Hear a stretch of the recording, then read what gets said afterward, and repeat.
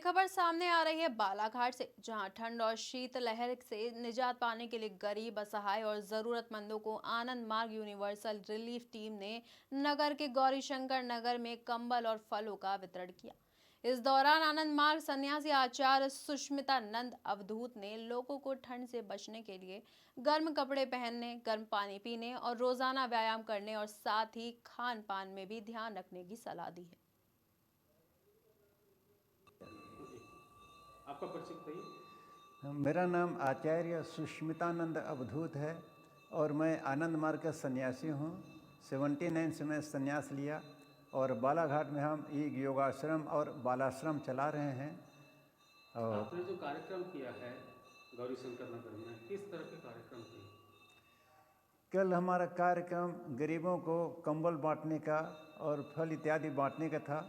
बहुत दिनों से मैं वहाँ रेगुलर इस तरह से सर्विस का कार्य किया करता हूँ। मैं अभी कड़ाके की ठंड पड़ रही है और कई गरीबों के पास सुविधाएं उपलब्ध नहीं है ठंड से रक्षा करने का, तो हमने कुछ कंबल का अरेंजमेंट किया।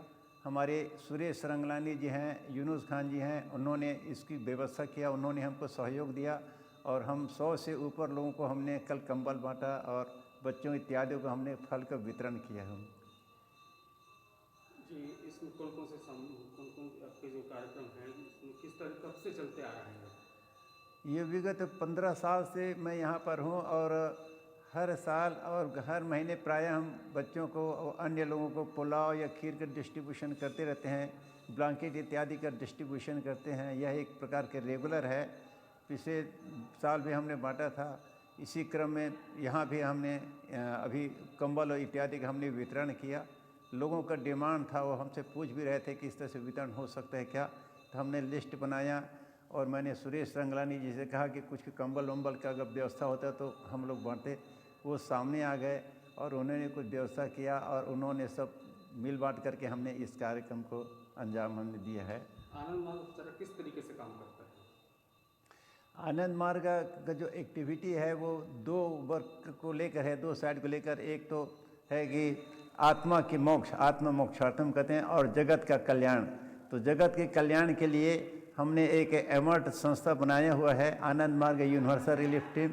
इसमें क्या है कि सूखा पीड़ित, बाढ़ पीड़ित, महामारी हो जाए, वार से प्रभावित हो जाएं तो बड़े स्तर पर भी सामाजिक सेवा का किया जाता है। हमारा एमर्ट जो है रजिस्टर्ड ऑर्गेनाइजेशन है और पूरे विश्व में कहीं भी इस प्रकार के महामारी आपदा आ जाता है तो वहाँ हमारा टीम पहुँच करके इस तरह के सोशल सर्विस का हम लोग कार्य करते हैं।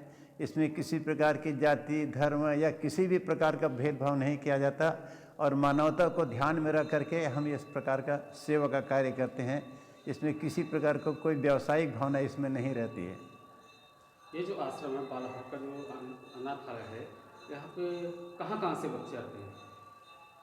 वैसे हमारे यहाँ जो बच्चे या छात्रावास चल रहा है, अधिकांश बच्चे जो आदिवासी ग्रुप से संबंधित है और ये अलीराजपुर जिला, झाबुआ जिला, एक दो बच्चे बिहार के भी हैं और कुछ झारखंड के भी बच्चे हैं। इससे जो भी बच्चे, कोई भी व्यक्ति इस तरह से बच्चों को ले आते हैं, उसके पढ़ाई लिखाई के जो व्यवस्था नहीं कर पाते हैं, ऐसे बच्चे यहाँ आ जाते हैं और व्यवस्था करके हम उनको पढ़ाने लिखाने का जिम्मेदारी लेते हैं। और कुछ बच्चे हमारे कॉलेज में भी पढ़ रहे हैं, अच्छे रिजल्ट दे रहे हैं।